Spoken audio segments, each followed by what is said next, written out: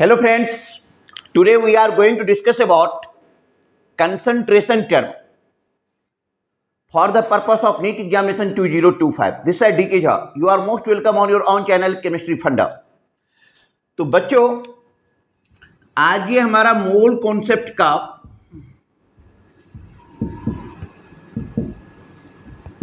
Lecture number 4 है और आज हम चर्चा करने जा रहे हैं कंसंट्रेशन का। Concentration, as you know that कि कंसंट्रेशन हम लोग निकालते किसका है यार? कंसंट्रेशन हम लोग निकालते हैं सॉल्यूशन का। अच्छा, सॉल्यूशन का जो जनरल कॉन्सेप्ट है वो क्या है कि solute plus solvent, solute plus solvent ये मिल करके दे देगा आपका सॉल्यूशन। क्या दे देगा? सॉल्यूशन। तो solute plus solvent equal to solution. जरूरी नहीं कि हमेशा सॉल्यूशन सॉल्यूट और सॉल्वेंट को मिल करके ही बना हो। कई बार दो अलग अलग टाइप के सॉल्वेंट को भी आप मिलाएंगे तो भी सॉल्यूशन आएगा, बट जनरल टेंडेंसी के हिसाब से हमने लिखा कि ये आपका solute plus solvent equal to हो गया सॉल्यूशन। अच्छा, यहां पे एक खास बात क्या है कि यदि आप सॉल्यूट, सॉल्वेंट और सॉल्यूशन का कंपैरिजन करेंगे तो आप देखोगे कि ये किस टाइप से वैरी कर रहा है। ये किस टाइप से वैरी कर रहा है कि मान लो कि आपका सॉल्यूट का मास है m1 ग्राम और सॉल्वेंट का मास है m2 ग्राम, तो जो सॉल्यूशन है उसका मास हो जाएगा m1 अब प्लस m2 ग्राम, m1 प्लस m2 ग्राम। मतलब सॉल्यूट का मास और सॉल्वेंट का मास क्या हो जाएगा? ऐड हो जाएगा, ऐड हो जाएगा। मान लो कि इसका मोलर मास सॉल्यूट का है m1 और इस सॉल्वेंट का मोलर मास है m2, तो सॉल्यूशन का मोलर मास आप कैसे लेंगे? तो सॉल्यूशन का मोलर मास हो जाएगा m1x1 plus m2x2 bye x1 plus x2। यहां पे x1 है percentage of solute, percentage of solute, and x2 equal to percentage of solvent, percentage of solvent. तो यदि मोलर मास m1 है सॉल्यूट का और इसका परसेंटेज x1 है, सॉल्वेंट का मोलर मास m2 है और उसका परसेंटेज क्या है? x2 है, तो सॉल्यूशन का जो मोलर मास बनेगा वो हो जाएगा आपको m1x1 plus m2x2 bye x1 plus x2। अच्छा, थर्ड पॉइंट यहां पे देखो कि मान लो सॉल्यूट का वॉल्यूम V1 है और सॉल्वेंट का वॉल्यूम V2 है, तो जो सॉल्यूशन है इसका वॉल्यूम क्या हो जाएगा? V1 plus V2। यदि ये मिलीलीटर में है कि सॉल्यूट आपका V1 मिलीलीटर है, सॉल्वेंट V2 मिलीलीटर है, तो सॉल्यूशन आपका हो जाएगा V1 plus V2 millilitre, V1 plus V2 millilitre. मान लो आप कि सॉल्यूट का मोल N1 है, ये मोल है इसका N1 मोल, एंड सॉल्वेंट का मोल N2 है, N2 मोल। तो जो सॉल्यूशन का मोल बनेगा that will be equal to N1 plus N2, N1 plus N2 mole.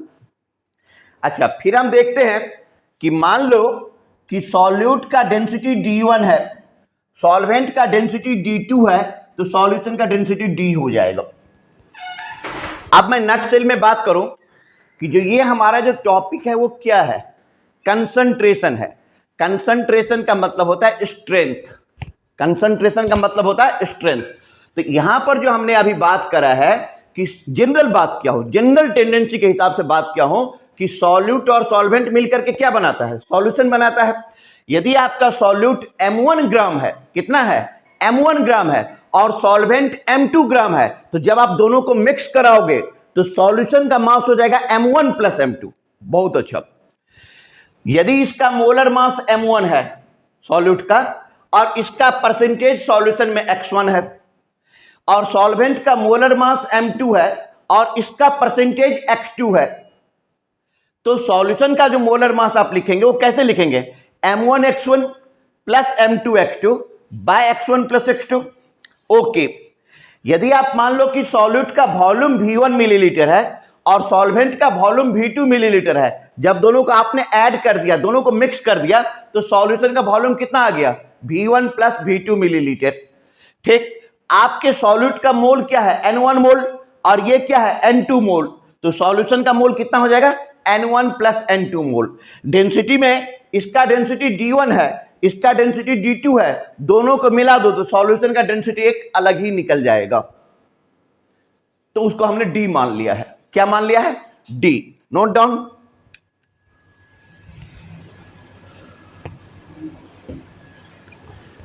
Note कर लो आप।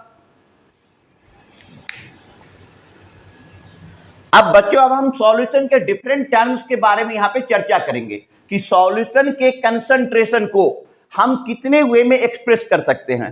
तो आप देखो कि हम इसको एक्सप्रेस कर सकते हैं percentage W/W। Okay, percentage W/W meaning बता रहा हूं, percentage W/V, percentage V/V, percentage V/W, percentage V/W। Then हम इसको एक्सप्रेस कर सकते हैं मोलैरिटी, कैपिटल M से हम डिनोट करते हैं मोलैलिटी, इसको हम स्मॉल m से डिनोट करेंगे नॉर्मेलिटी, N। उसके बाद मोल फ्रैक्शन,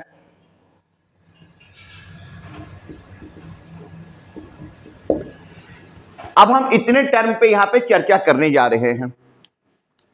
देखो, हमने जैसे सबसे पहला टर्म हमारा परसेंटेज W/W।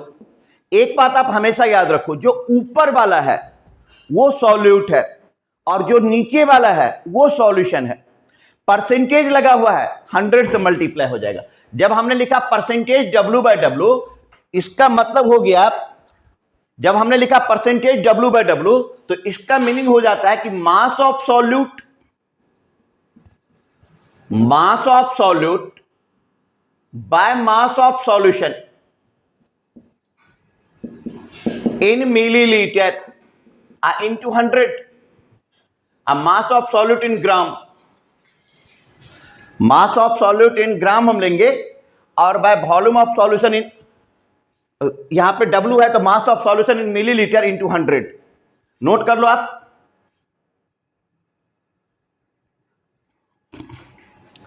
तो परसेंटेज W/W, परसेंटेज W/W क्या होता है कि mass of solute by mass of solution into 100। फिर हमने लिखा percentage W/V, percentage W/V, it will be equal to mass of solute, mass of solute, नीचे में भी लगा हुआ है मतलब वॉल्यूम, फिर लिखेंगे वॉल्यूम ऑफ सॉल्यूशन। अच्छा, ये तो परसेंटेज W/W था, सॉरी। तो mass of solute in gram by mass of solution in gram into 100। अच्छा, परसेंटेज W/V, तो mass of solute divided bye volume of solution, volume of solution into 100 percentage V/V। जब हम ऊपर भी V ले लिए और नीचे भी V ले लिए, इसका मतलब सॉल्यूट, यहां पे आप लोग volume of solute, volume of solute by volume of solution, volume of solution into 100। फिर हम लिखते हैं परसेंटेज V/W, परसेंटेज V/W, इसका मतलब हो गया कि volume of solute, volume of solute by mass of solution, bye mass of solution into 100। तो एक बार आप फिर से समझ लो कि परसेंटेज W/W, ऊपर W नीचे W, ऊपर W का क्या मतलब? मास। अच्छा, ऊपर वाला किसी भी कंडीशन में, ऊपर वाला किसी भी कंडीशन में सॉल्यूट है और नीचे वाला किसी भी कंडीशन में क्या है? सॉल्यूशन है। तो mass of solute in gram by mass of solution in gram, into 100 percentage W by W, percentage W by V, तो mass of solute in gram by volume of solution in millilitre into 100, V by V, volume of solute by volume of solution in 100 into 100, V by W, तो volume of solute by volume of solution into 100। ये हो गया आपका कुछ term. अब यहीं पे हम ले लेते हैं पार्ट्स पर मिलियन। बेटा पार्ट्स पर मिलियन क्या होता है? पार्ट्स पर मिलियन में आप लिखो कि mass of solute by mass of solution, million है तो into 10 to the power 6, into 10 to the power 6। Parts per million का मतलब हो गया mass of solute by mass of solution into 100, sorry into 10 to the power 6, into 10 to the power 6। ये हो गया आपका पार्ट्स पर मिलियन। अब आप बात कर लो कि पार्ट्स पर बिलियन, बिलियन के टर्म में कैसे एक्सप्रेस करेंगे? तो it will become mass of solute by mass of solution into 10 to the power 9 parts per trillion. यहां पर हमने ट्रिलियन लिया है, trillion. It will become mass of solute divided by mass of solution into 10 to the power 12। यहीं पे जब parts पर 1000 रहता तो हम क्या लिखते कि mass of solute by mass of solution into 10 to the power 3। तो ये एक तरीका हो गया जिसकी हेल्प से आप निकाल सकते हो। ठीक है, नोट कर लो। अब हमारे पास नेक्स्ट टर्म है मोलैरिटी। मोलैरिटी को हम डिनोट करते हैं कैपिटल M से। मोलैरिटी, मोलैरिटी इक्वल टू कैसे आप डिफाइन करेंगे कि number of moles of solute, number of moles of solute present in per litre of solution, पर litre of solution, number of moles of solute present in per litre of solution. Solution के 1 litre में solute का जितना मोल होगा that is called what? Molarity.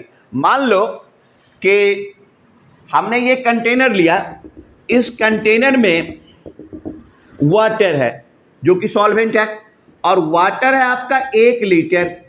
कितना है? 1 litre. और इसमें आप NaCl नमक डाल दो। नमक जो है ये सपोज कर लो है 5 मोल। कितना है? 5 मोल। तो इसका जो आप मोलैरिटी लिखोगे कैपिटल M, ये हो जाएगा 5 मोल अब बाय 1 लीटर। मोलैरिटी क्या होता है कि किसी भी सॉल्यूशन के 1 लीटर में, किसी भी सॉल्यूशन के 1 लीटर में सॉल्यूट का जितना मोल प्रेजेंट होगा that is called what? Molarity. तो number of moles of solute present in per litre of solution.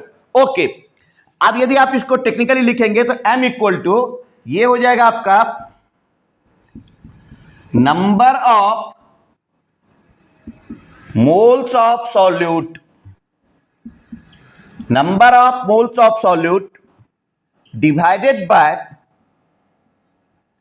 Volume of solution in litre, in litre. Okay, ये हो गया आपका मोलैरिटी। अब हम बात करते हैं मोलैलिटी की। मोलैलिटी को कैसे डिफाइन करेंगे? मोलैलिटी स्मॉल m, मोलैलिटी हो गया आपका कि number of moles of solute, number of moles of solute present in present in पर केजी ऑफ सॉल्वेंट, पर KG of solvent, number of moles of solute present in पर KG of solvent. तो molality में आप लिख सकते हैं कि ये हो जाएगा आपका number of moles of solute divided by mass of solvent, mass of solvent in kg. तो जहां पर मोलैरिटी का relation number of moles of solute का volume of solution in litre था, वहीं पे मोलैलिटी का रिलेशन क्या है, number of moles of solute by mass of solvent in kg. तो मोलैरिटी का रिलेशन है सॉल्यूट का सॉल्यूशन के साथ, जबकि मोलैलिटी का रिलेशन है सॉल्यूट का सॉल्वेंट के साथ। Note down.